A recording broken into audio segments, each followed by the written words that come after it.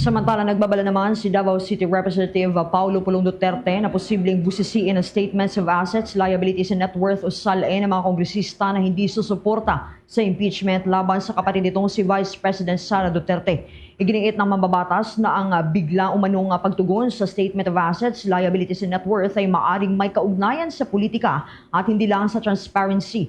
Aniya, may mga ulat na ang ilang miyembro ng Kamara ay maaaring maharap sa masusing pagsusuri kung hindi susunod sa script.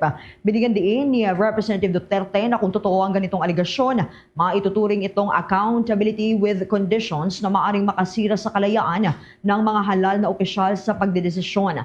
Ipinunto rin niya na may mga umano'y abala sa pag-aayos ng boto sa halip na pagresolba ng mga problema ng bansa at nagbabala laban sa pagtrato sa suporta sa impeachment bilang isang transaksyonal na usapin.